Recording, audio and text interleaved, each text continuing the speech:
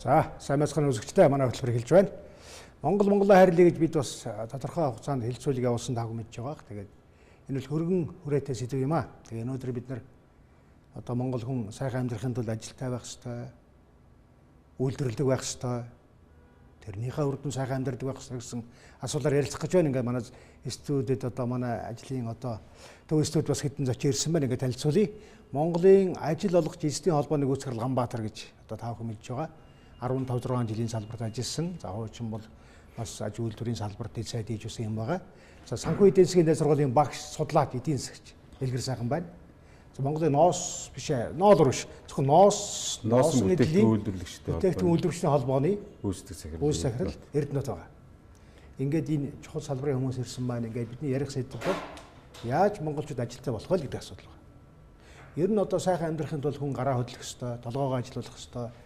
Тэгэхгүйгээр одоо хаа нэгнээс юм хүлээгээд тийм ээ одоо баялаг амьдрна гэдэг ойлголт бол хүндрэлтэнд байхгүй. Тийм учраас бид нар монгол хүнийг ажилтаа болгохын төлөө монгол хүн ажил хийж сайхан амьдрахын төлөө юу хийх ёстой вэ гэдэг талаар өндөр ярилцах юм аа. Ингээд эрх үзэгч та бүхэндээ хамт байгаад баярлалаа. Ингээд эхний асуултыг би тавья.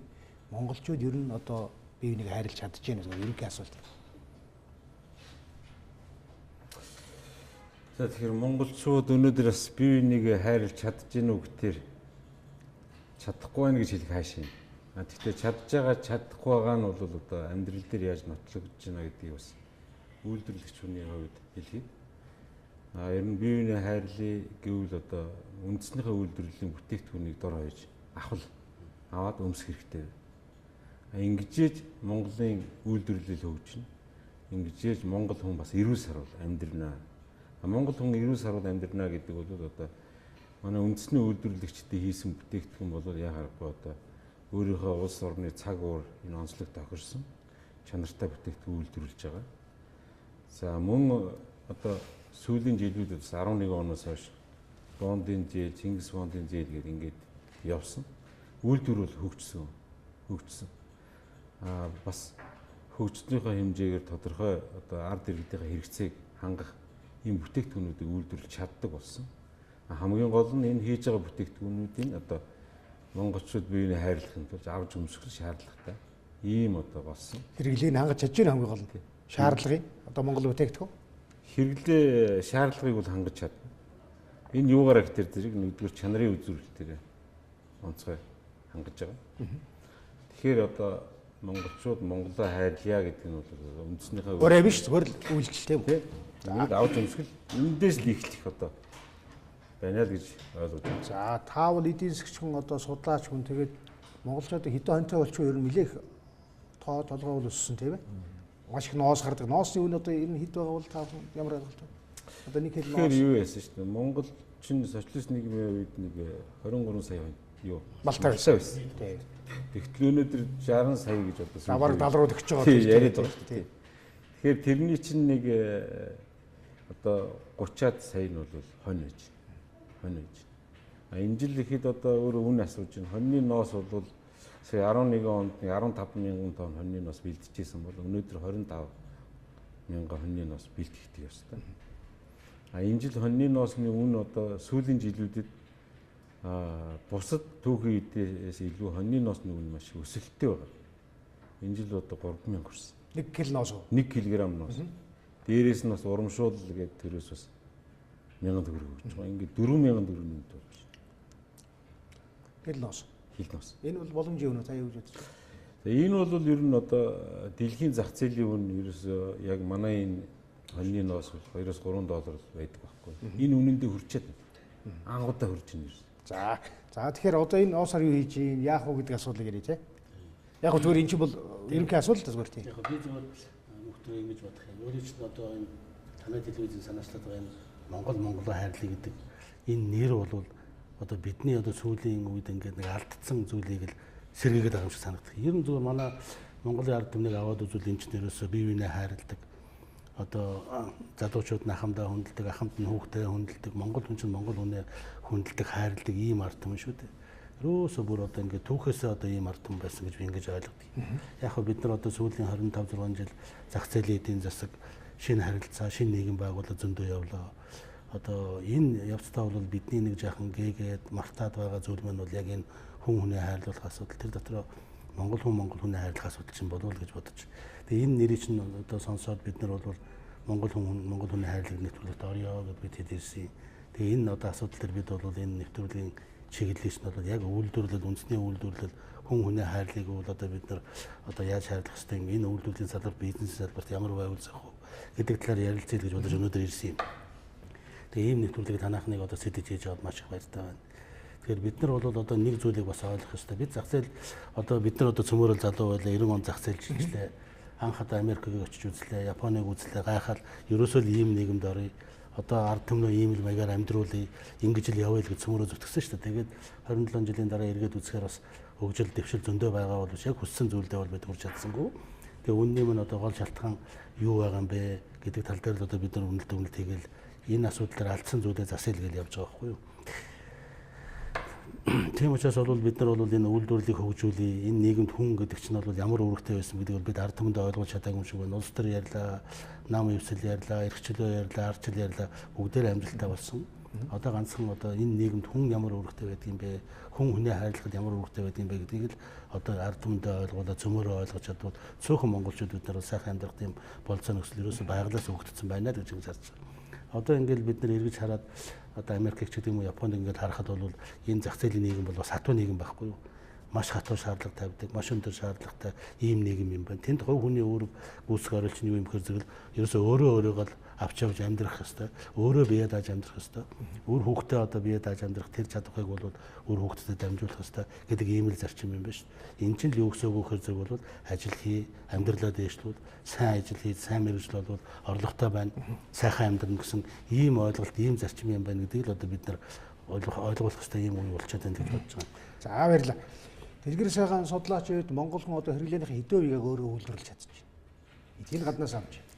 Тэгэхээр бидний хувьд яг социализмын үеэс хойш энэ нэвтрүүлгийн нэртэй холбоод хэлэхэд бид үйлдвэрлэлийнхаа бүтцийг ерөнхийдөө алдсан. 70-80-аад оны үед бол бид хөдөө аж ахуйн орноос ажилтны төрийн орн болсон гэж үзээд одоогийн яг том суур үйлдвэрүүд байгуулагдсан байдаг. Жишээ нь ноосны үйлдвэр, ноолурын үйлдвэрүүд байгуулагдсан. Тэгээд тэрнээс хойш бид эдийн засгийн бүтцээ алдаад өнөөдөр бид нар өргөн хэрэглээнийхээ барааны 70-80% нь гаднаас импортлоод сууж. Тэгэхээр энэний хувьд хэлэхэд бид нар бол эдийн засгийн хувьд маш буруу бодлогоор явж ирсэн юм уу гэж харж. Эргээд одоо өнөөдөр бидний нэвтрүүлгийн нэртэй уяад харахад монголчуудын Монголоо хайрлах сэтгэл бол байгаа гэж би хувьдаа үздэг. Дээрээс нь эх оронч төр үзэл бодол нь бол байгаа гэж үздэг. За зарим хүний хэлээд байгаа шиг монголчууд бүгдээрээ арчаагүй болцсон, хувийн ачаа хөдөлтэй болцсон. Бид бол өнгөрчөө гэдэг нийгмээрээ тийм яхаа алдсан бол байхгүй. Энийг бид нар юунаас хардаг вэ гэхээр тэр олимпиа аврагтай болсноо санах хэрэгтэй тий. Монголоо гэсэн тэр үзэл бодол эх оронч сэтгэлгээ байгаад байгаа. Гэтэл өнөөдөр ягаад ингэж өнгөц харахад бид нар хувийн ачаасан ийм ядмаг сэтгэлгээтэй ийм иргэд болчих вэ гэхээр тэр сэтгэлгээний боломжийг нээж өгсөн ийм төр засгийн бодлого эрүүл орчин дутагдаад өнөөдөр монголчуудын эдийн засгийн нийгэм дорой байгаа учраас бид нар өнөөдөр нэгнээ анхаарахаас илүү өнөөдрийн амьдралаа яаж авахын төлөө хит улайрах тийм 20 гаруй жилийн дотор бид эдийн засгийн нийгмээ өндөр түвшинд гаргаж чадаагүй байгаас бол ийм болж. Тэрний буруутан бол ард түмэн биш. Ард түмэнд бол тэр Монголоо гэсэн монгол хүнээ гэсэн сэтгэл нь байж идэг. Тэр гарц бололцоо сая Гамбатар дарга хэлээд байгаа тэр ажиллах бололцоо, сурах бололцоо тэр орчноор нь бид хангаж өгнө. Тийм учраас өнөөдөр бид нар зөвхөн үйлдвэрлэгч орно гэдгээ гээцсэн үйлдвэрлэж байгаа бүтээгдэхүүнүүдэд бид нар бодлогоор дэмжиж чадаагүй хийж чадах байсан гэсэн тэр нь оршин байх орон зайг нь бас одоо чинь ноолурын салбарт ноосны салбарт ч гэдэм үү хаач чадаагаад ийм байдал харагдаж. Тэгэхээр бидний хувьд одоо өнөөдөр хүнсээ сүүгээ импортлоод сууж яана гэдэг малын гаралтай түүхий эцсийн бүтээгдэхүүн болгодог байсан тогтолцоогоо бүрэн сэргээж чадаагүй байна гэдэг өдрийн салбарын гол хэсгийг бүрдүүлээд байгаа уул уурхай эцсийн бүтээгдэхүүн гаргаж чадахгүй байгаад байна гэдэг бол өнөөдөр бидний хувьд бол юм гэнэ. Ийм учраас бидний хувьд энэ Монголоо сэргээе гэвэл нэгэнт саяны Гамбадаргын хэлсэн хатуу капиталист нийгэмд бол иргэдээ эдийн засгийн боломжоор нь бизнесийн салбараа хөгжих боломжоор нь хангаж иж эргээд энэ Монгол гэдгийг бүрэн сэргээх боломж байгаа л гэж харж байна. Зөв. 100 одоо хувь гэж бодоход 80% нь гаднаас 70-80%. 20% өөрсдөө тий. 20% өөрсдөө үйлдвэрлэж байна. Энэ бол бас хүнтэй. За жишээлх юм бол монголчууд даавуу хэрэгэлдэг тийм үү? Даавуу уц одоо ингээл ноос идэл. Гэтэл хонь байгаад байдаг, ноос нь байгаад байдаг, үйлчлүүлэх гээд оролдоод байдаг. Гэтэл гаднаас дандаа даавуу орж ирж байгаа. Таавал энэтэй олон жил тэмцсэн тийм үү? Үйлдвэрлэе гэж. Юу одоо ингээд яг өндөр очиод ингээд болохгүй болчиход байна. За тийм. Тэгэхээр юу штэ. Ер нь бол Монгол хоньны ноос одоо хевс эсхий хийдэг л байсан. Тэгэхээр сүүлийн хэдэн жил бид нар бол Монгол хоньны ноосоор даав одоо юу ч хийж байгаа юм. Даав. Хевс бол хязгаарлалт нэрлээ. Урд өмнө хевс эсхий хоёр л хийдэг. Тэгэхээр эн чинь бол хязгаарлалт нь шүү дээ. Тэгтэл бид нар сүүлийн үеийн бас техник технологиг оруулж ирээ. Тэгэд Монгол хоньны ноосноос ноолуурыг ялгаад тэрүүгээр нь одоо нарийн даав сайн чанарын даав хийж байгаа тий. Үйлдвэрлэдэг болцсон. Тэгэхээр даав бол гэж байгаа нь бол одоо нэлийн дээд дэвшил рүү орчиж байгаа хэлбэр. Тэгэхээр энэ маань одоо яагаад цаашаа явахгүй байна гэдэг зэрэг. Жишээл энэ даав хийхэд бол нарийн утас хийдэг байсан. Тэгэхээр одоо нэг жишээ хэлэхэд Монгол жилд байна шүү дээ. 400 тонн утас импортоор орж ирж байна. Гаднаас орж. Хараас хятадаас авна. Солонгосоос. Голлоо хятадаас орж. Тэгэхээр утас гэтэр энэ өөрөө утасыг бол ямар ч бүтээгдэхүүнээр юугаар ч хийж болдог. Тэгээд тэр нь өөрөө чанар муутай ийм утас. Юугаар ч хийж болдог гэдэг нь хуучин утасыг задлаад утас хийчдэг. Жохон шин юмтай болол. Тэгэхээр одоо тэр хуучин утасыг задлаад хийсэн утас одоо чанарын хувьд ямар юм байх вэ? Тэгэхээр тэр өөрөө ямар бүтээгдэхүүнийг задлсан байх вэ гэдэг нь бас юу байх вэ? Өмдөрч задлаад хийчих. Тэгэхээр бид нар өнөөдөр энэ хямд бүтээгдэхүүн гэдэг ингээд туйлшраад явах. Дахиад үндэсний үйлдвэр өнөөдөр ингээд хөгжөөд утсаа хийж байгаа бол эдийн засгч ярьж байгаагаар одоо төрөөс одоо хязгаарлалт хийгээд юун дээр хязгаарлалт түргэн хийгээд явах. Яаж явах тийм ээ? Энэ бол одоо маш хурдан хугацаанд явахгүй. Энээс болоод өнөөдөр үйлдвэр байгуулдаг шинэ юм бий болдог. Тэгээ энэ өөрөө хөгжихгүй. Тэгэхээр түрүүний би эхний яриандаа хэлсэн үндэсний үйлдвэрлэгч хийж байгаа бүтээгдэхүүнээ ард иргэд тодтолдож авахгүй. Гэхдээ үнэтэй байгаа юм шүү. Гадны зах зээлээс арай. Тэгэхээр энэ үнийн асуудал дээр бол чанартай юм бол үнэтэй байна. Одоо бидний хийж байгаа юм бол хамгийн наазах нь дулаахан байна. Би түрүү хэлсэн хуучин утсыг задлаад хийсэн юм бол дулаахан байх чадвар. Тэр оны ноосоор хийсэн бол өөр. Тий. Тэгэхээр гих мэтэр ийм том өөрч ялгаанууд байгаа энэ чанарын. Тэгэхээр яг ноос идлийн одоо салбарын хүн байгаа учраас ноос ирээд байна. Ганцхан ноос биш. Ерөөсөө монголчууд яаж одоо үйлдвэрлэлээ хийх вэ? Дэмжиж та ажил олгоё гэдээ олон жил явсан. Юун дээр болох вэ нэр? Төрийн бодлого уу? Туйлбаргүй байдал уу? Монголчууд одоо цаамаа хэрэглээ мэдгүй нэг л ойлгохгүй байгаа. Тэгэхээр энэ одоо бидний хувьд бол нэг ийм л одоо сүүлийн үед үүлэн төрөөд шүү дээ. Жишээлбэл Эрдэнэт цахил сая хоньны ноосноос ноолуур аваад ноолуураа нарийн утас хийгээд тэгээд нарийн давуу хийж яана гэдэг чинь бол өртөг шингэсэн шинээр ажлын байр бий болгосон нэмүү өртгийг монголчууд өртөхөд болж одоо ийм одоо үйл явц процесс яваад байна шүү дээ. Хуучин одоо эсгийн гутал хийдэг байхад нэг эсгийн гутал хэдэн төгрөгөө метр эсгийн хэдэн төгрөгөө тэгвэл өнөөдөр нарийн ноосны давуу хэдэн төгрөгөөр борлуулах гэхээр эдийн засгийн үр ашиг өгөөч чинь бол улсад ашигтай бизнесүүд яваад байна шүү дээ. Гэтэл энийг бол одоо бид нар дэмжиж урамшуулах ёстой байхгүй юу? Тэгэхээр өөрөөр хэлбэл эндээс юу дутаад байна нөхөр зэрэг бол энийг дэмжсэн төр засгийн доктортой бодлого, энийг дэмжсэн хөрөнгө оруулалтын бодлого, энийг дэмжсэн мөнгө санхүү төсвийн бодлого бол доктортой явах хэрэгтэй гэдэг ийм байр суурийг бид нар хэлээд байгаа юм. Одоо өөрөөр хэлбэл бидний одоо гол алдаач нь бол 4 жил болоод нэг засгийн газар гарч ирдэг. 4 жил дотор 2-3 засгийн газар солигддог. Ингээд 4 жилийн хугацаатай ингээд богинохон явж байгаа эдийн засгийн бодлогч нь бол энэ улс орныхаа эдийн засгийн хөгжлийн асуудлыг ерөөсөө ард түмнийхээ амьдралыг дээшлүүлэх, мэрэгжилтэй хүнээ бэлтгэх, орлоготой байлгах энэ бодлоготой уялдахаа байж байгаа гэж бид нар ингэж хэлээд байгаа байхгүй юу. Тийм учраас бид нар өнөөдрийн эдийн засгийн хүн дээр л өнөөдрийн үүсэж байгаа улсын нөхцөл байдлыг шин жаахан одоо тогтвортой байдалд оруулж болохгүй юу. Энэ асуудлаар одоо жаахан одоо тулхтай ийм шийдвэр одоо гаргаач ард түмэн чинь бол итгэл найдвар өгөөд одоо нэг нам 65 судалгаачлаа. Одоо энэ 65 судалтай байгаа дээр энэ эдийн засгийн суур асуудлуудыг зоригтойхон шийдээч. За тэгэл одоо үнэн худлаа нь мэддэхгүй авилгал хэл авах гэж зөндөл ярих юм. Одоо яг үнэн хэрэг дээр бол нийт монголчуудын чинь дундад цалин 600 мянган төгрөгөд хэдэн төгрөгийн авах вэ? Гэхдээ тэгэхээр энийг бол байдаг бол арилгаад байдгүй бол энэ байхгүй байна гэдгийг хэлээд хаана хэн авилга нь буруутай юм гэдгийг хэлээд улс орныхоо хөгжлөнд нэгдэж явах ийм л цаг үе ирчээд байна гэж бодоод байгаа юм. Технологи нь байна тийм үү? Даавуу. Ноос нь байна. Ажлын хүн нь байна. Инженер нь байна. Тэр явахгүй тийм. Тэгэхээр таавал одоо мэдж байгаа эдийн засгч хүн сонгуул болдог улсын хурлын сонгуул амлалт өгдөг, мөрийн хөтөлбөрөөр гаргадаг. Хоёулаа өгсөн. Монголчуудыг сайхан болгоно л гэж.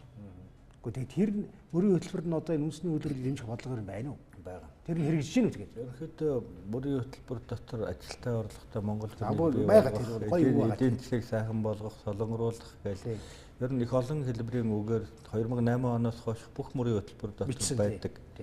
Бүр сонирхолтой саяны ерөнхийлөгчийн сонгуулиар ерөнхийлөгчид ч гэсэн үндэсний үйлдвэрлэлийг дэмжих 3 нэг дэвшигчид гурваланд нь хувилбарыг саналуул бодлогын тийм урайнууд маягийн юм бол байгаа юм.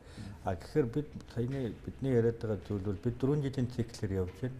Гэтэ мөрийн хөтөлбөр бол зөвхөн ард түмэнд таалагдахын төлөө хийж байгаа болохоос Монгол тухайн санал авахд хэрэгтэй байна шүү дээ.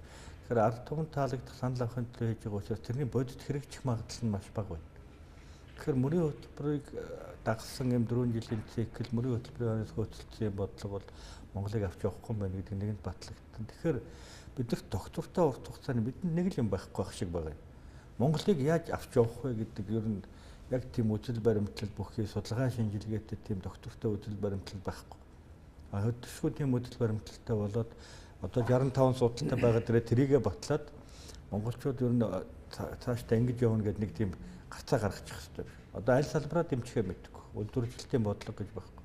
Тэгэл цаг зуурын байдлаар Чингис хаан гэдэг овоо санхүүжилтээр нь дэмжихээр нөгөө талаас нь эрх зүйн орчин тарифын бодлого гэдэг юм уу бусад дэмжлэгүүд нь байхгүй болчихсон.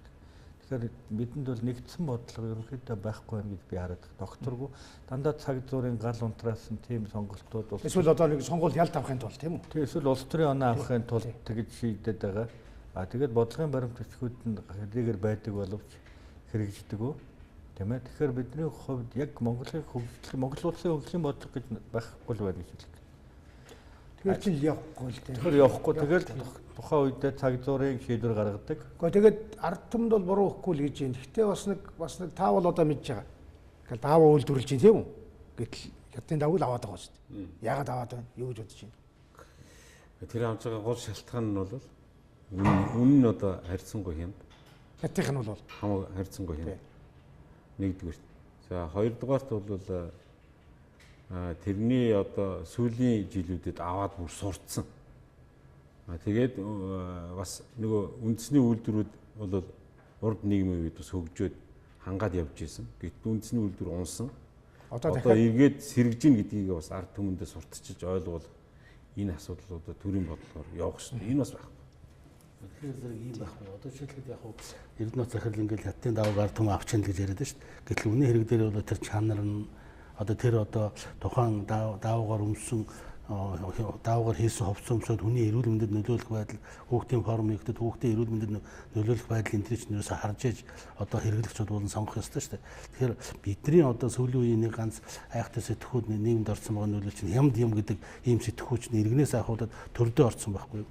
Одоо ингээд засгийн газар тендер зарлаа хамгийн хямдын лавна гэдэг нь. Хамгийн хямд одоо цэргийн гутлаа. Тэр бол одоо хамгийн том бодлоо авч цэргийн форм тийм. Тэр бол одоо ингээд цэргийн хавцны тендер зарлаа. Гутлаа авна 20 мянган гутал хамгийн хямдхныг авна гэдэг. Үндэсний үйлдвэрийн жинхэнэ харьсаар хийсэн жинхэнэ одоо ширэн гутал хүн одоо бороонд явсан ч одоо даагаад гарахдаа тэр нөгөө эдлгээ даах гутал нь үнэтэй байдаг. Тэрийг авахгүй хямд гутал авна гэж одоо ингээл тендер чинь хаашаа явж гэнэ гэдэг асуудал байхгүй. Тэгэхээр бид нар энэ хямд гэдэг нэг сэтгхүүгээс Монгол ядуу гэдэг сэтгхүүгээс Монгол одоо ерөөсөө бүр хүнд байдалд орлоо гэдэг энэ сэтгхүүгээс ард түмээ гарах хэрэгтэй, төрөөч гарах хэрэгтэй. Тэгээ бидний тэр төрийн бодлогыг докторжуулаач энэ одоо залгамж чанартай байгаа ч гэдэг юм шиг би хамгийн энгийн жишээ одоо даваа ярьсаар хагаад бидний даваачлал гэж хэлэх бах. Одоо газрын тосн дээр аваад үзэл Монгол газрын тостой шүү дээ. Бидний одоо бүртгэгдсэн газрын тос чинь бол 200 жил Монгол улсыг хангах хэмжээний нөөц бүртгэгдсэн байна. Одоо дахиад хайгуул хийгээд газрын тос байна. Гэтэл тэр урагшаа гарч байна. Оронд нь бид нэг жоохон газрын тос аваад түлдээ зогсцсон яасныг би мэдэхгүй. Гэтэл бид нар бол газрын тосны үйлдвэр байгууллагыг засгийн газар болгон мөрийн дэлгээс ахуулсан хэлтгэр оруулсан шүү дээ. Хамгийн ойрхон засгийн газрын одоо энэ хэлбэрийг хэрэгжүүлэхэд ойрхон байсан засгийн газар чинь 2004 юу энэ чинь 14 онд Японы техник технологиор Японы зураг төслөөр Японы тооцоогоор Дархан хотод одоо 2 сая тонн юу газрын тос боловсруулах үйлдвэр барья гэдэг гэрээ хийгээд засгийн газар хооронд зөвшөлдсөн шүү дээ. Гэтэл ганцхан сангийн яамнаас одоо нэг батлагдсан бичиг өгөөгөөс болоод энэ төсөл хойшлсон. Дараа нь гарч ирсэн ерөнхий сайд бар өндөрт барина гэсэн. Одоо гарч ирсэн ерөнхий сайд нь цаашандад барина гэсэн. Гэхдээ эн чинь Японууд хэрвээ тэр 2014 онд эхэлсэн бол 2016 онд бид нар өнгөрсөн жил өөрийнхөө газрын тостой болцсон байх байхгүй. Тэгээ одоо хэний нефтийн үн бууж байгаа энэ үед нефтийн үн өсөж байна бууж байна гэж хэлэлдэхгүй.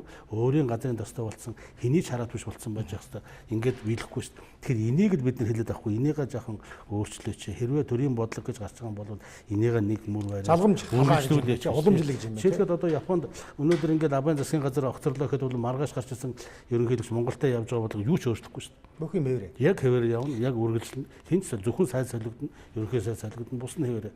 Гэхдээ Америк ч гэсэн адилхан шүү дээ. Ер нь одоо Монгол, Америкийн Монгол руу одоо явуулж байгаа эдийн нэг улс юм шүү дээ, тийм ээ.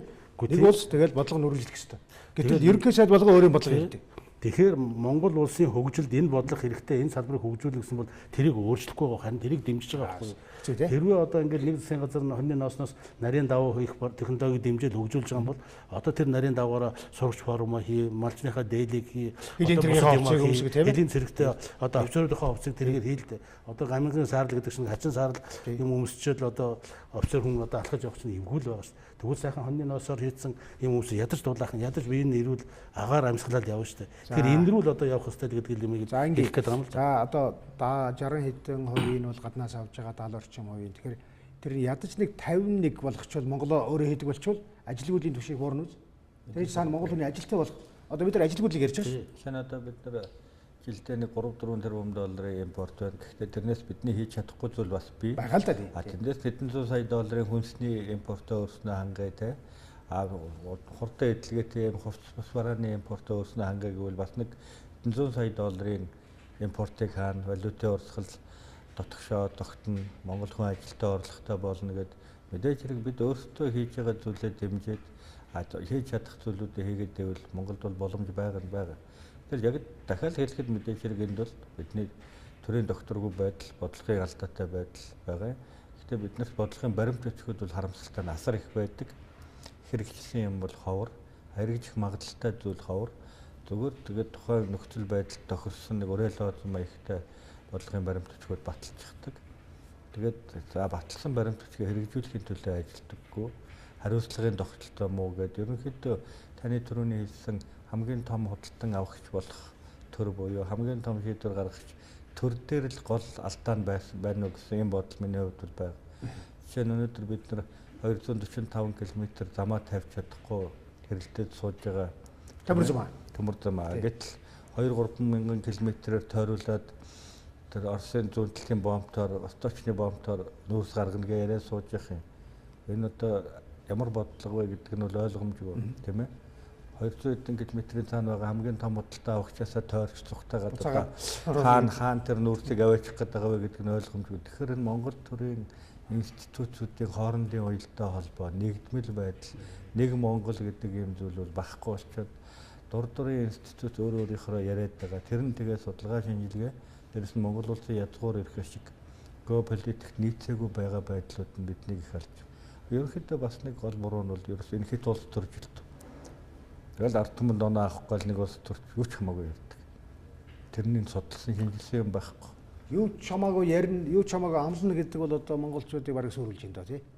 Ерөөсөө нэг л амлалтын араас өгөөд тэгэл сонгуулийн жил дуустал хоёр манайх бас өдрөгөөтэй нь хоёр чи ажил хийгээд мөнгө олохоос илүү хийж чамайг тэтгэнэ гэдэг. Тэр л та одоо энэ ажилгүйдлийг буруулж чадахгүй тий. Тэгэхээр зэрэг л бидний хувьд бол юу гэхээр зэрэг бол ерөөсөө хоосон амлалт одоо энэ улс төрчдийн сайхан үгэнд хуурдахгүйгээр өөрөө нөгөө зах зээлийн зарчимчаа хэлээд байна шүү дээ. Та өөрөө амьдралаа хариуцах ёстой шүү. Өөрөө сайн мэрэгчлээ байж, сайн ажил хийж амьдралаа дэвшлүүл шүү.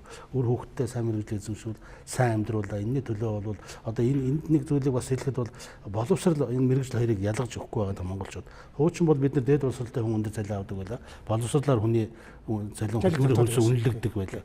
Одоо бол энэ зах зээлийн капитализм нийгэм чинь бол боловсралтай хүнд бол урамшуул өгд юм байна.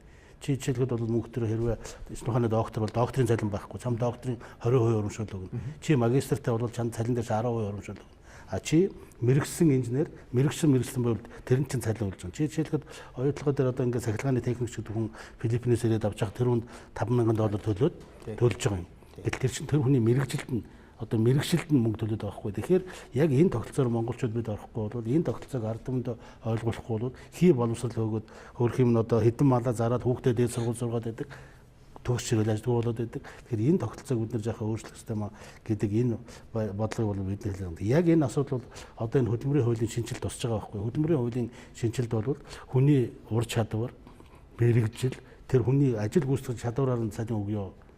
Та хэрвээ сайн ажил хийдэг, сайн гүйцэтгэлтэй ажил хийдэг хүн бол танд бол одоо өндөр цалин өгөө. Одоо 3 хүн сурахын тулд их цаг хугацаа зарцуулж байгаа шүү дээ. Тэгээ миний 3 хэлний төлөө бол надад нэмэгдэх ёстой. Зөвхөн таныг тэр боловсролтой хүн танд л мэдэгдэл өгнө. Хэрвээ та хятад хэллээрээ орчуулагч хийгээд ирвэл та хятад хэллээрээ бол одоо гэрээ хэлцэл хийгээд ирдэг чадвартай бол тань тэрний төлөө цалин өгнө. Тэгэхээр бол бид нар ур чадрын асуудал руу явах хэрэгтэй. Ер нь одоо ингээд ажлын байр, ажил хөдөлмөр эрхлэлийн тухай бид нар зөндөл ярьж байна.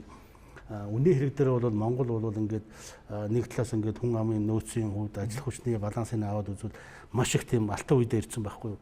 Өнөөдөр Монголын одоо нийт ажлын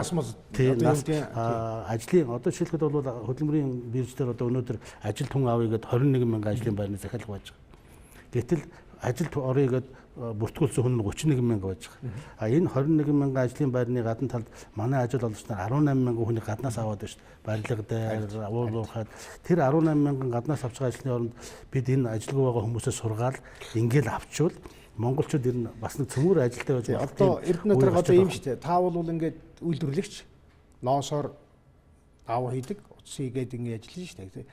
Залуучууд солонгос явах гал оролдоод байна шүү дээ. Гадагш шахах. Танай үйлдвэрт очихоосоо илүү яагаад гэж байна. Үнэн. Зарагдахгүй учраас цалин хэмд байна. Бага байна. Тэр юу байхгүй юу? Бид нь одоо энэ валютын ханшны өөрчлөлт, янз бүрийн өөрчлөлтүүдээс болоод эрс одоо мөнгөний ханш унж байгаа. Тэгээд ажилчдын цалингаа нэмж чадахгүй байгаа. Нэмж чадахгүй байгаа нь үндэсний үйлдвэрлэлийг хийж байгаа бүтээгдэхүүн борлогддог. Энэ бүгдтэй холбоотой. Дахиад ер нь бас энэ улс төрийн докторгүй байдал энэ засаг төр солигдоод байгаа нь үйлдвэрлэгч нар ялангуяа маш хүн дээр тусдаг. Энэ юу вэ гэхээр зэрэг дор хаяжл газрын дарга өөрчлөгчдөг. Тэр газрын даргад салбараа ойлгуул үйлдвэрээ ойлгуулах бид нар жил болдог. Арайч нэг ойлгол байж идэл. Тэгээд дахиад солигчдөг. Одоо тэгэхээр дахиад нэг шинэ хүн гарч ирээ дахиад ойлгоно. Тэгээд бид нар ерөөсөө эн чинь улс орноо хөгжүүлэх бодлого биш. Яг үнэндээ хатга хэлгээд унгаах бодлого шиг байна. Тэгээд дараагийн дарагтай харилцах бодлого маш хэцүү. Тэгээ амаргүй. Тэгээ одоо гарч байгаа шинэ сайд гарна дахиад тэр хүн тэр салбарыг ойлгох ёсоор байтал нэг 2 жил. Дараагийн жил болчдөг байна. Тэгээд тухайн хариуцж байгаа яам айгүй том. Дотроо одоо манай үйлдвэр хөдөө аж ахуй яам гэх чинь тэр зэгтээ хөдөө аж ахуй үйлдвэр тэр зэгтээ байж идэг. Тэрийг бүгдийг нь ойлгож тэр хүн хийх гэсээр байл ямар хугацаа. Тэгээд 4 жил биш одоо өнөөдөр 1 жил 2 жилийн татамжтай төр барьж байна. Тэгэхээр л одоо түрүүний яриад байгаа энэ төрийн бодлого гэж яг доктортой яг төлөлгөө одоо урд нь бид нар явж ирсэн төлөлгөөт эдийн засаг явж ирсэн шүү. Одоо хятад яг тэрүүгээр явж байна. Одныг хятад хэдгээр 5 жилийнхаа төлөлгөө батлаа хэдийг явж байгаа. Яг л тэрүүгээр явж ирсэн шүү. Бид нар ягаад мэдчихсэн юм одоо ийм мэдэхгүй болчиход хийдээс юм хийж чадгаа байж. Энэ бүгд байдал бол хэцүү. Энд ийм байгаа байхгүй. Манай ингээд аж ахуйн нэгж байгууллагуудын цалин доогуур байна. Энэ төргээд л яриад байгаа юм. Яг үнэн бодит байдлаар ингээд аваад үзэхээр зэрэг одоо ингээд хүмүүс зөндөө марах юм ба шүү дээ. Статистикаар дундад цалин 956 мянга гэж гарсан. Нодныгоос өсчлөө гэд. Тэр чинь яг үнэн хэрэг дээрээ бол статистик бол тэрийг гаргаагүй. Статистикт нийгмийн даатгалын шимтгэл нийгмийн даатгалын ерөнхий газраас нийгмийн даатгал шимтгэл зүйлсэн цалингаар нийгмийн даатгалын шимтгэл төлсөн бүх хүмүүсийг цалин нэмээд дундчлаад гаргахаар 956 мянга гарч байгаа. Төлөөгүй өчнөө хүн баг. Тийм. Гэтэл цаатал чинь нэгдүгээр төлөөгүй хүмүүс бий. Хоёрдугаарт бол одоо манай Эрдэнэ хотын энэ зарим үйлдвэрлэгчдүүд хөрөх юм ажилтнаа ярьж байгаа. За чамд би 450 чиний нийгмийн даатгал төллөө шүү. Нөгөө талд нь 450 чинь бэлэн өглөө шүү гэдэг өгдөг тийм юмнууд байгаа. Эндээс үндэслээд бид нар юу гэж хэлээд байгаа гэхээр яг гэрээгээр ажил хийгээд өндөр мэрэгжилтэй хүн гэрээгээр ажил хийж байгаа бол дундад цалин чинь бол сарцсангуй бас авах болцоо байна гэдэг нэгдүгээр харуулдаг. Нөгөө талаас нэг юм бол манай үйлдвэрүүд одоо хэтэрхий жижигхэн болчихжээ. Одоо жишээлхэд бол хуучин гутлын үйлдвэр 3 сая гутал хийдэг 1200 ажилттай байсан бол одоо 100 хүнтэй гутлын үйлдвэр нэгч байхгүй. Сая одоо тэр Чингис бондын шугамар 60 хүнтэй шинэ цех ажилд оруулсан. Энэ бол хамгийн том гутлын үйлдвэр. Энэ бол одоо сард 3000 гутал хийн. Тэрний дундас цалин бол өндөр байгаа. харьцангуй өртгөн нэмдэрж байгаа, чанар нь сайжирч байгаа. Тэгэхээр бид нар бол энэ жижиг үйлдвэрүүд чинь ингээд тархаа ботархаагаар яг нэг өрөх болгон нэг малчин 150 малтай айдлын амьдрагч юм систем өндөр хангамжтай биш шүү дээ. Дундчаар нь 300-аас дээш 400-аас дээш малтай болж амьдрал нь аятайхан болж ирж байгаа. Тэгэхээр тэр цөөн малтай улсуудыг дэмждэг шиг энэ жижиг үйлдвэрлэгчид дэмжиж босгох, нийлж ажиллах, хамтарч ажиллах, нөгөө нэмүү өртгийн сүлжээ одоо бусад ханганы үйлдвэрлэлийн сүлжээгээр хамтарч ажиллах асуудал чухал болж байгаа. Энийг хэн хийх вэ? Төр хийх байхгүй. Гэтэл төр чинь бол энийг гарч ирээд 4 жил биш 10 жил хийжээ сая үр дүн гарна. Ийм бодлого явуулж өгөхгүй шүү дээ. Тэгээд ерөөсөө тийм учраас бид нар хэлээд байгаа нь тэр байхгүй. Ядаж одоо хэн ерөнхий сайд байх чинь бид оролцохгүй та нар шийддэг.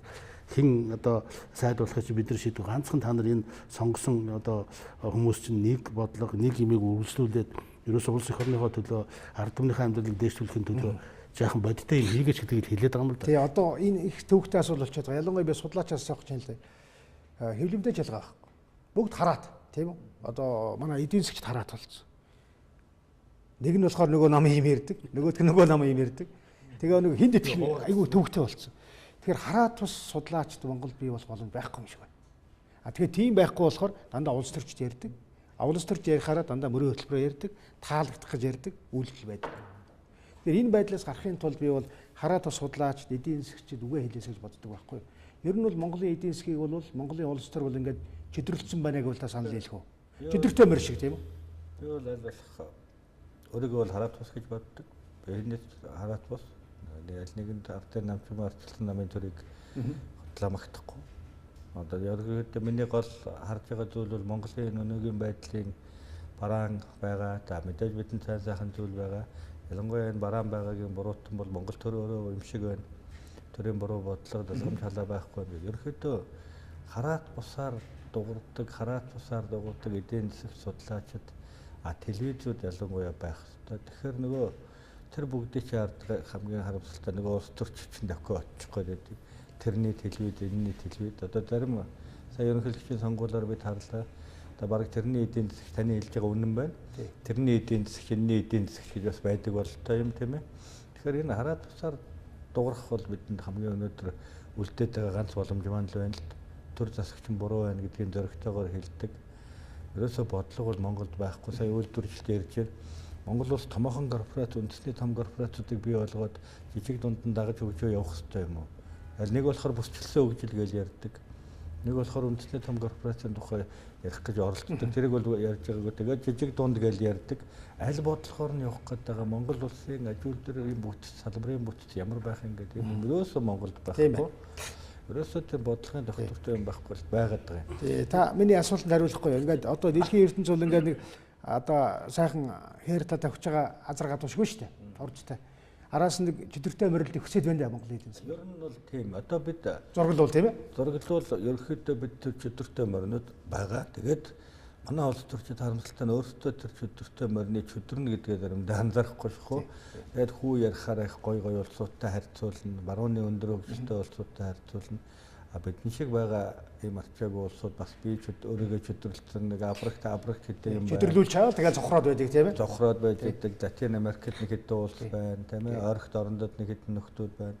Тэгээд бид нар шиг ийм арчаагүй тийм улс байгаа. Тэгэхээр чөдөрн хийм бэ гэдгийг бид ард түмэн нийтээрээ сайн ухамсарлах Маш чухал. Маш чухал асуудал. Бид өөрснийгөө чөдөрлж саяны 15-6 оны хямрал бол 8-9 оных шиг дэлхийн эдийн засгийн нөлөөллөөс болсон хямрал гэж би өвдөө үзэхгүй. Бид өөрөө өөрснийгөө ингээд боомлчол нөхөө ухна гэдэг шиг өөрөө өөрснийгөө дандаа боомлсон буруу шийдвэр гаргасаар байгаад л өөрсдөө юм хүнд байдалд оролцсон. Би жишээлбэл мөнхтөр ингэж бодоод байгаа. Энэ сүүлийн 27 жил одоо би улс ардчлалын нэг том бололчнод бол уул нь үг хэлэх хэрэгчлээ болсон биш. Тэр бол маш гоё. Хинээс жаахгүй үг хэлж, хинээс жаахгүй санал хэлж шүү дээ. Яг үнэхээр тэр телевизийг хараад ард түмний үгийг ингээд сонсох юм бол мундаг ухаантай үгнүүд хэлээд шүү дээ. Харамсалтай нь энэ ард түмний санал дуу хоолой саналч нь бол төр засгийн бодлогот нөлөөлөхгүй болчиход шүү дээ. Одоо нөгөө сая хойд солонгосын ерөнхийлөгч Америкийн ерөнхийлөгч байгаа шиг тэр нохоо уцчлаа гэдэг шиг юм бол болчиход байна шүү дээ. Тийм учраас бид нар бол Монгол төр ард түмэн рүүгээ 4 жилд нэг удаа л харж байгаа. Сонгуулийн. Тэгээ сонгуулийн үеэр сонсоол та бүхэндээ гэж тэгээд барчдаг тал байна. Тэгээд би бол одоо яг чиний жишээн дээрс аваад үзэх чинь юм биш. Монгол ингээд хажууд нь харахад нэг сайхан адуу давхиад байдаг тал дээр энэ бусад улсуудыг харахад сайхан адууш давхиж байна. Монгол мөр чөдөртэй юм шиг. Сая танаа энэ телевизээр орж ихэд нэг шуурган төөгцсөн хэдэн адууны зураг гарч бид яг тийм байдалтай байгаа шүү дээ. Тэгээд ерөөсө гол нь юу гэхээр зэрэг бол бид одоо өнөөдөр тэр шуурган төөгцсөн адуу шиг чөдөртэй байхад тэр адуу шиг давхидаг болмоор байна шүү дээ. Тэр чинь хэн хэдийн хөрнө чөдөр чинь одоо алга болох ёстой шүү дээ. Тэгжил чадвал одоо тэрсэнд бид юу гэсэн үг төр зэсэг жаахан оновчтой бодлого, тогтвортой бодлого, улс орноо хөгжүүлэх бодлого, ард түмнөө сайхан амьдрахын төлөө бодлого гаргаач. Сонгогдсон хэдэн хүн одоо амьдралаа сайжруулахын төлөө нэг бүлэг, нэг нам хайчхын төлөө энэ явцсан үзлээ хайчилда монголчууд цөөхөлөө байж тэлж хэлээд байгаа байхгүй. Та бол одоо үйлдвэрлэгч учраас би бол зүгээр одоо ил тод асуудал шүү дээ энэ ойлгомжтой.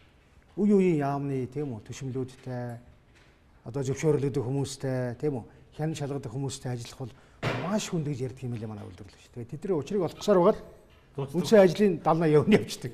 Танд энэ зовлон байгаа биз? Үнэхээр тийм. Тэгэхээр ер нь бол юу л да. Энэ одоо өнөөдөр одоо эргээд энэ Монголын ард түмэн ер нь бас ойлгож байгаа шүү. Яг одоо энэ намын энэ томилгоо энэ намын харьяал бол одоо намын төр барих асуудал бол буруу шугам юм байна. Ер нь бол буруу юм. Одоо урдчилан арсан намд одоо тодорхой санал өгöd ингээд бас явсан.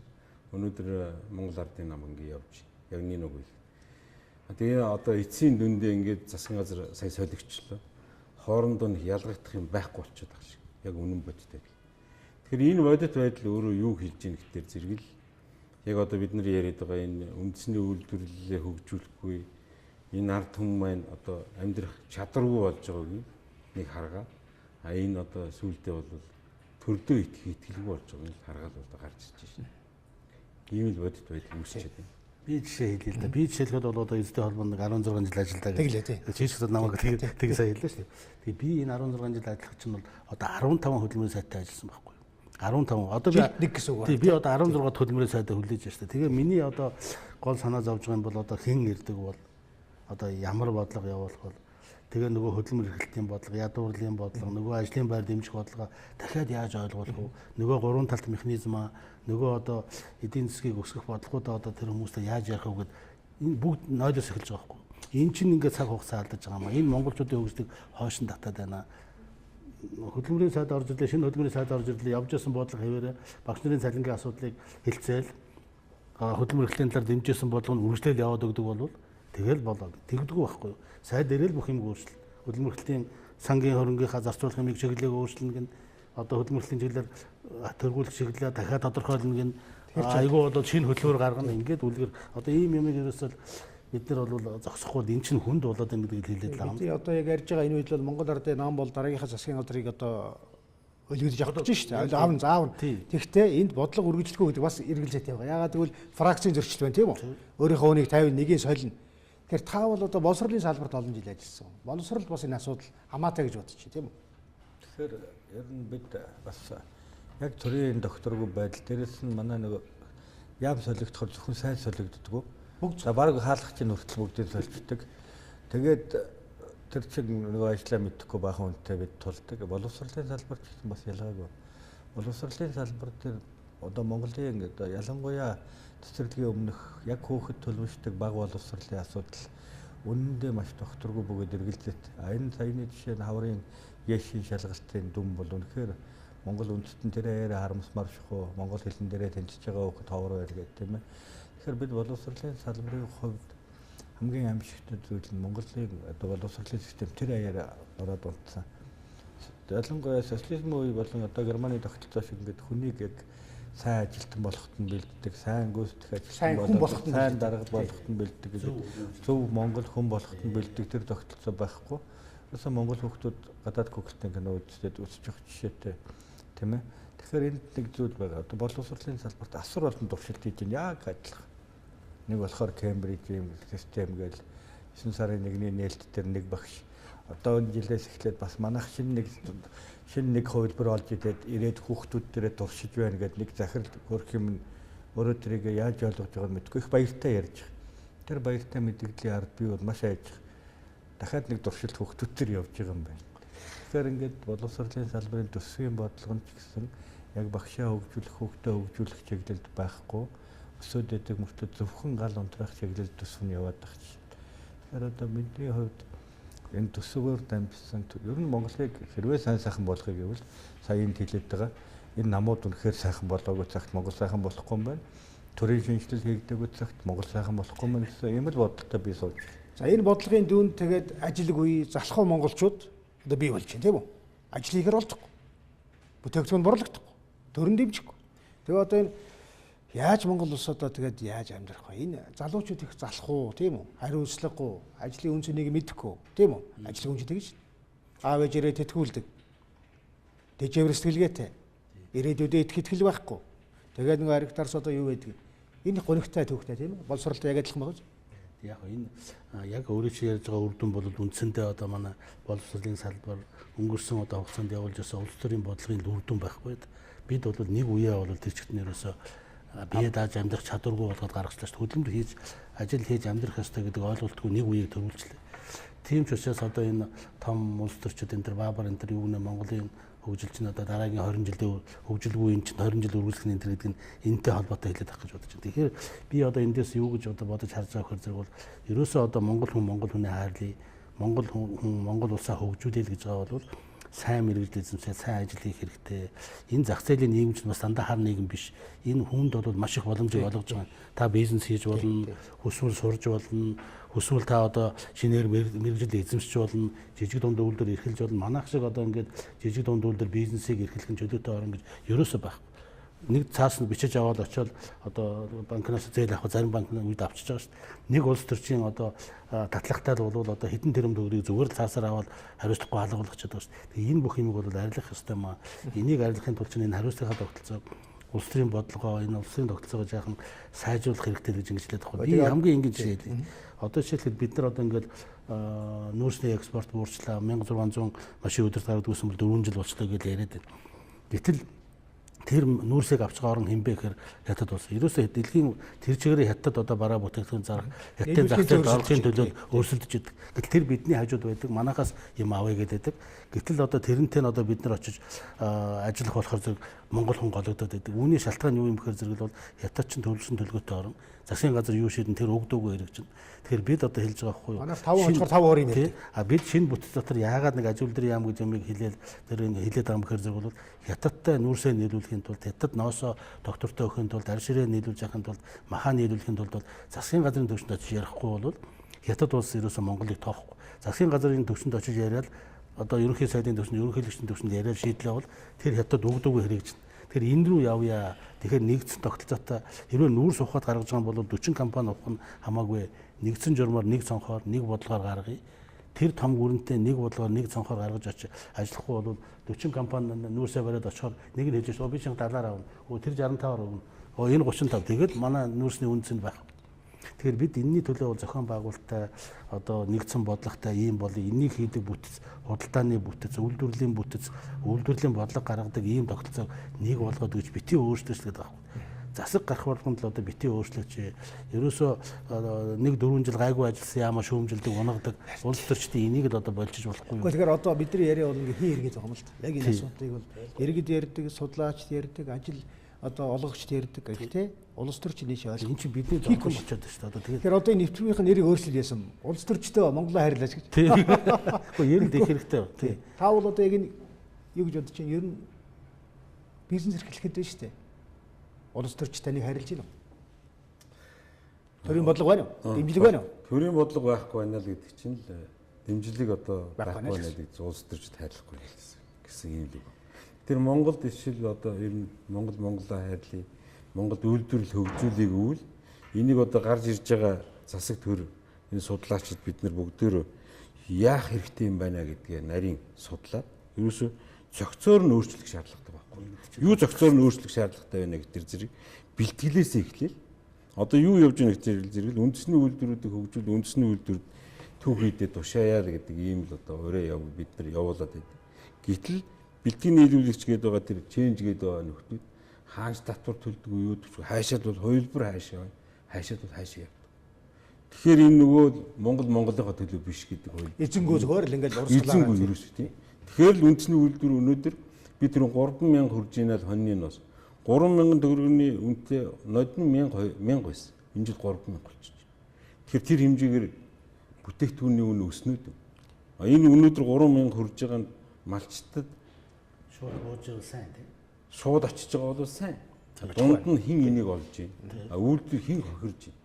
Тэгэхээр ерөөсөө л үйлдвэрлэгч нар 3,000 төгрөгөөр өнөөдөр Монголын үйлдвэрүүд ноос худалдаж яваад үйлдвэрөө явуулах боломжгүй. Дотоодын нийт бүтээгдэхүүний өсөлт өндөр байна, өсөж ийн тэгэл жоохон нүүрс гаргалтаар л одоо ухаан тийм ээ. Тэгэл тэр тоондоо дулдъя тал. За эрдэнэт байна тийм үү? Хэдхэн юм дээр.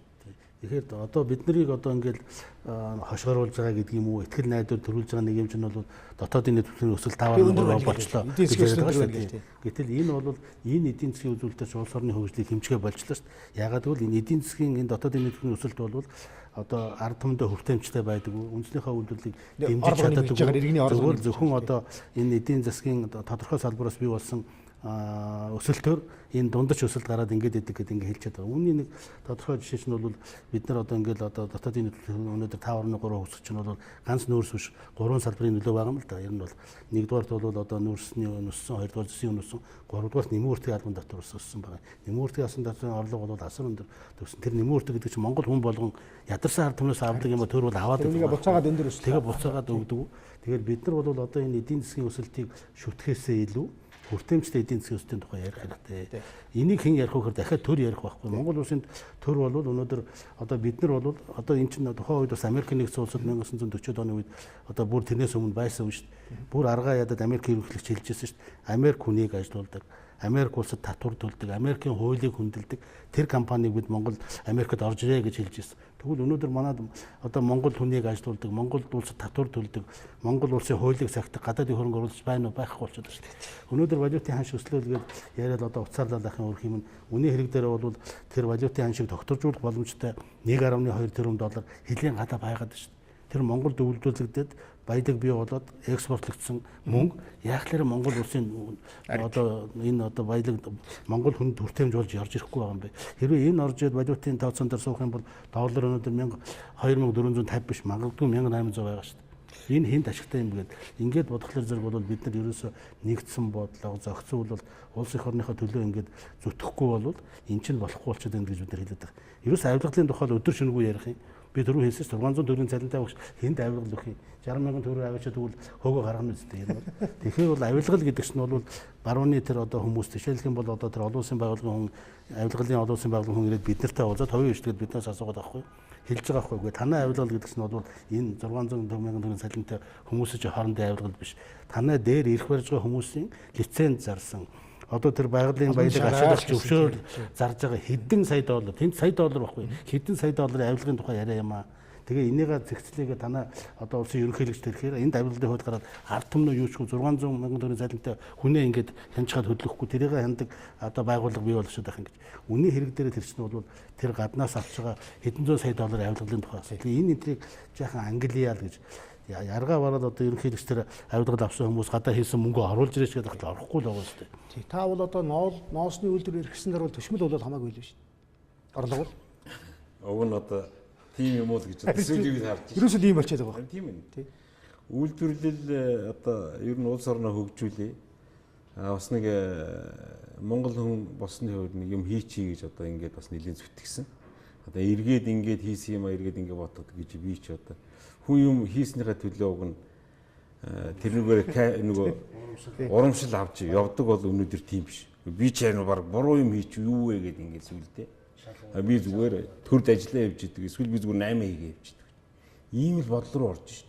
Тэгэхээр энэ өөрөө юу гэхтэр зэрэг л сая бидний яриад байгаа асуудал байгаа. Тий, эдийн засаг одоо судлаач хүний хувьд бол та бас энэ дээр санал нийлэх байх гэж би бодож байна. Яагаад гэвэл Монгол дундын зуучлагчийн бизнес их өргөн болсон байна тийм үү? Үйлдвэрлэдэггүй хоорондын зуучилдаг. Эсвэл төрийн эрх мэдлийг ашиглаж ашигладаг. Энийг л хүмүүс үтгэж шин. 8-чин эсвэл улс төрч. Өөр сонголт байна уу? Тэгэхээр яг өнөөдөр Монгол улсын яг эдийн засгийн хөгжлийн дараа л тийм болчиход байна. Ерөөсөө бочвол 8-чин эсвэл улс төрч байна. Тэгээд ер нь яг зурчлалын хэлбэрээр л ашиг орлого болж байна. Тэгээ яг уг нь бол урт хугацаанд зөв хөгжиж гэвэл яг энэ суур үйлдвэрүүдээ яг урт хугацаанд амьдрах чадвартай нэмэн өртөг бий болгодог, ажлын байраар байнга хангадаг тийм үйлдвэрүүдэд хангах хэрэгтэй. Гэтэл Монгол бол социализмын үеийн үйлдвэрлэлийн системээ нураад чаяал зүгээр гаднаас импортоор аваад тэрийг хоорондоо арилж ялж яддаг худалдаа үйлчлэгээний салбар түлхүү болцсон. Энэ дараалал үйлдвэрчлэлтийн дараалалгүйгээр явцсан. Бусад орнууд болохоор үйлдвэрчлэлтийн өмнөх үе, үйлдвэрчлэлтийн үе гэдэг одоо өндөр хөгжсөн орнууд нь бол үйлдвэрчлэлтийн дараа үегээд харьцангуй нөгөө технологийн худалдаа 8 үйлчлэгээний соёл өндөр нэвтэрсэн тэр үеийнхээ орж явахад бид үйлдвэрчилж хэмждэггүйгээр ер нь худалдааны болсон ийм болчих гээд байна. Бид нар бол одоо ингэж л одоо бодоод байгаа. Одоо бид хэд ингээ яриа хийж хахад одоо цаан чинь ерөнхий сайд томилгоо асуудлаар тэнд одоо улс төрийн их хүний цаана хэн яам бүгдээр сууж штэ. Тэгэхээр энэ бол одоо гол асуудал биш ээ. Маргааш ерөнхий сайд томилогдлоо тэр хүн одоо жишээлбэл хятад улс руу гарах гадаад худалдаага яаж сайжруулах вэ? Монгол хүнд ямар боломж нээж өгөх вэ? Бид одоо аль салбараа хөгжүүлвэл ирээдүйд Монголын эдийн засаг хөгжиж Монгол хүн ажилтай болж Монгол хүн орлоготой болох юм бэ гэдэг ийм ямиг л ярьдаг хөөцөлдөг болох хэрэгтэй байхгүй. Тийм учраас бид нар хэлж байгаа. Одоо тэр одоо ингээл одоо ерөнхий сайд томилогдлоо маргааш хятад улстай очиж хэлэлцээр хийх хэрэгтэй. Иргэчид хэдэн тонн нүүрсэх юм бэ? Ямар үнээр өгөх вэ? Тэрийг тохирохгүй бол бид нар өнөөдөр манай бизнесмэнүүд энэгээр хэлэлцээр хийх чадахгүй байна.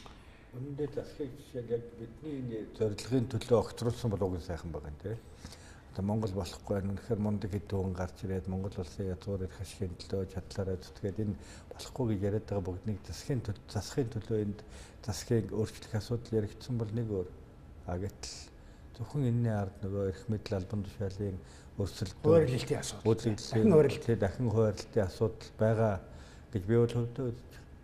Тэгэхээр өнөөдрийн энэ томилгооны үр дүн Монголд сайнаар байгаасаа гэж хүсэж байгаа боловч бас магадлал бол бас яг тийм ч гэгээтэй харагдахгүй байна. Тэгэхээр одоо бид нар бол ингээ баахан шөөмжилж ярьлаа шүү дээ. Гомбо дарга. Тэгээ баахан шөөмжилээ. Энийг бол үеийн үе шөөмжилсэн. Гэхдээ хамгийн гол нь системээ бид нар өөрчлөхгүй бол одоо та их хурлын гишүүнээс айгүй бол энд орцол явж байгаа шүү дээ.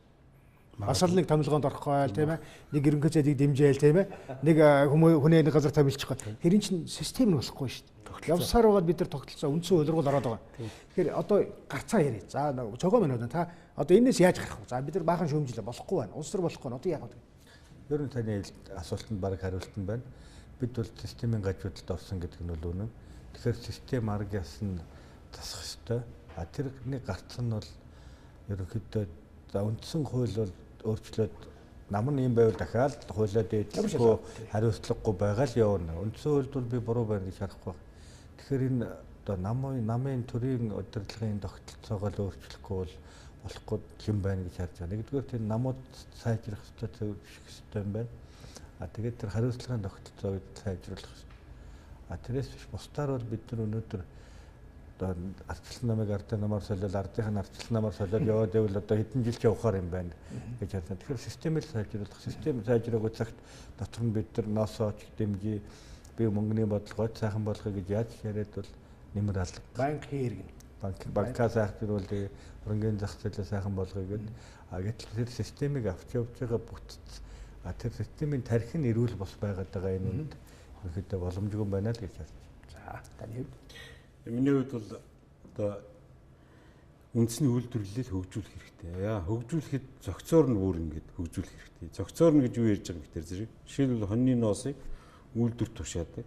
Үйлдвэр нь тэрүүгээр утас хийчдэг. Хийсэн утсыг буцаагаад сумын төв дээр авчиад сумын ард түмний хангах ноосон хувцсын дээр сумдаа хийчдэг. Ерөөсөө ингээл тэн дахиад энэ ахлагангийн сурагчдад хөдөлмөр сургалтын хичээл гэж орж байгаа. Тэн тэр ноосон хувцсыг хийдэг. Ерөөсөө одоо энэ гар ажиллагаатай машин биш. Ерөөсөө хүн ингэ хийчдэг. Энийг заагаа өгчдөг. Өнөөдөр юу энд бий болох вэ гэдэг. Аавынхаа хариулдаг хоньны ноосоор би аавдаа хувцсыг гэдэг өөрийгөө хувцсч дүүгээ хувцс. Энэ их оронч хүмүүж мах нь байна, хувцс нь байна, тийм ээ. Ерөөсөө хөгжүүлэлт байгаа. Тэгвэл ерөөсөө миний тэрүүний хэлдэг үйлдвэрлэгч нартайгаа уулз яаж хөгжих гарц боломж байна уу? Тэгвэл хөгжих боломж нь байж байна. Энэ ерөөсөө дэргэд байгаа. Тэгэхээр ерөөсөө л одоо бид нар тэгэл нөгөө Монгол Монголоо хайр тэгэл өөрөөсөө худалдаад авчдаг сумгаа төвдөд. Тэндээ дийлгүүртэй. Тэгэл энд галийн бодлого олон юм байна. Ямар ч юм байхгүй. Энд бараг улс төрч ирэх байхгүй. Ерөөсөө өөрөө өөрсдөө тэгээд зөв чиглүүлчүүл тэгээд явчих гэж байгаа. За таны хувьд энийг чухал асуудал. Гарц бол би зөвхөн гарцыг ингэж л харж байна. Одоо ерөөсөө бүх шатанд хариуцлагын тогтолцоог жаахан дээрдүүлчихье. Хариуцлагын тогтолцоо яаж? Намууд хийх үнийг. одоо ерөөсөө энэ намаас томилогдсон хүмүүсийн одоо тэр хийж байгаа ажлыг бол одоо үнэлдэг, дүгндэг, хариуцлагын тооцдог энэ тогтолцоор орё. Энэ чинь хууль болохгүй юм бол хуулиа өөрчлөе. Энэ хоёрдугаарт бол одоо төр засгаас энэ улс төрийн одоо намыг бол холдуулчих. Уул нь 90 онд баталсан 92 онд баталсан үндсэн хууль чинь бол улс төр эдийн засаг бодлогыг ялгалаа гэсэн чинь улс төрийн нам тусдаа болох нэ. Төрийг бол төр удирддаг. Засгийн газар эдийн засгаа удирддаг. Эдийн засгийн өсөлтөд хувийн хөгжил хариуцдаг болох нэгээд заагалсан заах чинь үнийн хэрэг дээр хэрэгжиж өгөхгүй шүү дээ. Тэгэхээр энийг хэрэгждэг. Тэгээд ил тод шудраг байдал одоо тэр нэг ийм зүйлүүдийг л ерөөсөө энэ зах зээл хөгжсөн бүх оронд бол бас манайх шиг ийм замбраагүй юм байхгүй шүү дээ. Японд жишээлбэл авилгал авсан хүн огцорч байна. Одоо тэр англи төлөвийн чинь авгаагаа аваад нисчихсэн сайд огцорч байна. Энэ шудрагаас бас байна шүү дээ. Тэгэхээр яг энэ тогтолцоо энэ чинь хариуцлагын тогтолцоо байхгүй. Тэрийг мэддэг хүн бол одоо өнөөдөр өөрөө хэлээд өөрөө огцорчж шүү дээ. Би ийм юм хийлээ уучлаарай. Би улс төрийн одоо хариуцлага хуулиад огцорлоо. Одоо гээд тэгэхээр энэ тогтолцоог Монголд оруулж ирэх юм чинь дутцсан юм биш үү гэж нэгдүгээр таж байна. Хоёрдугаар бол өөрөө нэвтрүүлгийн эхлэх үедний хэлсэнтэй энэ өнөөдрийн тогтолцоог бол ард түмэнд нэлзаагаад хэрэггүй юм гэж би харин ч нэг нэлзаачмаар юм уу дотроо бодод. Яагаад гэвэл энэ төрийг энэ улс төрчдийг бид сонгосон байхгүй. Бид сонгосон. Иргэн хүн бол нэг удаа 4 жилд нэг удаа ерөнхийлөгч байдаг байхгүй. Хизээ байх вөхөр сонгуулийн хуудас бариад зогсож явахдаа ерөнхийлөгч сонгуульд зогсож явахдаа би ерөнхийлөгч бодох. Тэгээ би өөрөө ерөнхийлөгч ирэхийг хэнд өгч гэнэ гэдгийг бол секунд зурсны дараагаар тэр их шилжиж байгаа байхгүй. Тэгэхээр их шилжүүлэх юмда улс төрийн сонгуульд ерөөсө хариуцлагатай хандъя. Одоо хүнээ таньдаг болъё.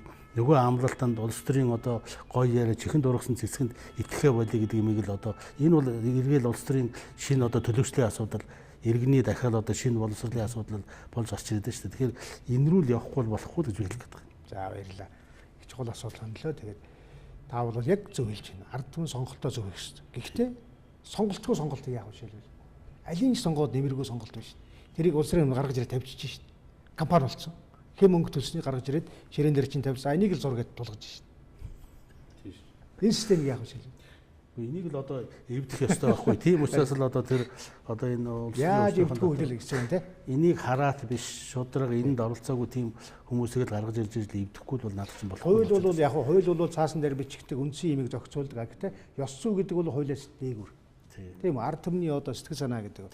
Тэгээ манайхан ч бас амин ч юм биш шүү дээ. Яг өөртөө тулгацсан ашигтай юмд гараад сараад том ирхшээ бодохгүй байна. Монголчууд амин үзэл энийг гэж бодож байна. Бас аминч те. Наадах зүйл харамсалтай зүйл болчиход байна л да. 27 жил одоо улс төр хийж байгаа хүмүүсийн чинь ойлголт наад руу чинь чиглэлчгээд ард түмний эрх ашиг, улс орны эрх ашиг бүх хэмжээ хаягдчаад байна. Ирэм байхгүй бол тийм. Ядаж ёс зүйтэй эх орныхоо төлөө ард түмнийхөө төлөө гэсэн нэг сэтгэл байх хэрэгтэй шүү дээ. Яагаад Америк хүн өнөөдөр бол Америк нэгдсэн улсын төлөө гэж сэтгэлтэй байдгийг энэ нэр нь тэгээд улс төрийн юу нь буруу байгаа юм биш үү? Бидний явж байгаа шугал тогтолцоо. 3 сая үнийг одоо нэг ерөнхийлөгч удирдал явуул одоо болоо юм шүү. 76 хүн гарч иж удирдаа. Тэгээ өөрөө жилж байгаа. Энийг сонгоо гэд ямар сонгох ийм юмд оруулж байгаа юм шиг. Одоо л бидний бодлоор бол үйлдвэрлэгчний бодлоор ерөөсөө энэ улс төрийн тогтолцоогоо өөрчилдөг. Цаг нь болсон. Чанхан гараад гээд ирсэнгүй шүү дээ тийм. Шанхан ерөнхийлөгч гараад тэгээд тэр хэрэгээр явуулах өвшөө арга байхгүй болчихсон. За энэ дээр их олон юм ярьдیں۔ Гэхдээ яг одоо энэ төр өрхий зэрэг та санал айлгүй. Тэгэхээр ер нь бас бидний яриа бас их бохирдолд орно. Угаасаа нөгөө явж байгаа энэ тогтолцооны буруу гэдэг нь бол үнэн. Гэхдээ бидний хуваар бол ерөөсөө яг энэ тогтолцоог авч яваад байгаа тэр ээлжлээд байгаа эрх баригч хүчнүүдэд л гол алдаа байна. Энэ намын дотор хэрвээ бид ийм нүдээр харуул Монголыг яг энэ хуулийнхын хүрээнд аваа явуучих боломж байгаа гэж би харддаг. Үндсэн хуулийг эрүүл нүдээр харуул. Яг их хурлын гишүүн шиг засгийн газар шиг ерөнхийлөгч шиг шүүх засаглал угаасаа энэ бүгдийг нь тусдан заагаад өгсөн баг. Гэтэл одоо тэгэл гарч ирэнгүүтээ холион бантаа утгадаг. Дээрээс нь хариуцлах гэж юм байхгүй. Тэгэхээр одоо намууд шүүхийн дээр гарчаад байгаад л хамгийн одоо арчилсан нийгэмд бол бид хуулийн дор амьдрах ёстой шүү. Гэтэл намууд нь хуулийн дээр гарчаад эргээд ард түмэн төшөмлийн дор амьдраад байгаа энэ нэг буруу тогтолцоог энэ намууд л бий болох. Тэгвэл яг хуулиа баривал Монголд хариуцлагын тогтолцооны тухай хууль бүгд л байгаа. Таасан дээр байж л байгаа. Тэгэхээр бид бол энэ хууль дээдлэх ёс. Тэгээд Монголоо гэхдээ сэтгэл хоёр л бид дутагдж байна удаа л гэж харах. Энд бол тэгэхээр мэдээж хэрэг юу тусагч ирэхээр тэр улс төрчдийн таны төрөө хэлсэн хуулиас дээр байх ёстой тэр ёс суртахуун ёс зүйн асуудал нь маш доогуур байна. Улс төрчдийн төлөвшил, улс төрчдийн төрийн намын төлөвшил баг байгаа өгөөд буруу тийшээ явцсан байна л гэж хэлмээр. За баярлалаа. Монгол Монголоо хайрлая. Тэгээ Монголын улс төрч бидний хайрлах болтугай. Тэгээ та яаж ажилгүйдлийн талаар хамгийн сүүлд одоо юу одоо ажлын байр одоо их чухал асуудал тийм үү? Тэгэхээр би бол хамгийн сүүлд ерөөсөө ардамдаа хандаж юу хэлхийг хүсэж байгаа зэрэг бол сайн мэрэгжил эзэмс одоо сайн мэрэгшилтэй бол ингэж чадах юм бол одоо сайхан ажил, сайхан ажлын байр бол зөндөө байна. Энийний төлөө зүтг улс төрчид битгий идэг.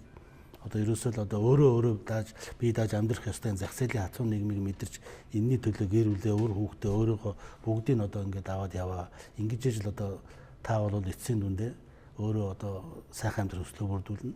Ингэж та Монгол Монголоо хайрлах одоо энэ хатуу журм руу орох нь байна шүү гэж би хэлхийг хүсэж байгаа. За баярлалаа та бүхэнд баярлалаа. Тэгээд төгсгөлд нь одоо таны хэлж байгаагаар сайхан мэрэгжил эзэмшээ сайхан амьдрий. Гэхдээ төрж өдөрлөөд байвал тэрийг хайр найргүй шүүмжилдэг байх шүү тийм үү? Тэр алдааг бид нар энэ бидний төр болохоос ш одоо гадаадын төр биш шүү дээ. Тэр бидний бүтээгдэхүүн. Тэгээд энэ бүтээгдэхүүндээ бас шүүмжилтийн хамдыг тэгээд манай улс төрчид Монголыг хайрлах болтугай. Монголчууд сайхан амьдрахын төлөө байна. За баярлалаа та бүхэн. За ингээд нэвтрүүлэг өндөрлөө баяр таа үзэгчдээ.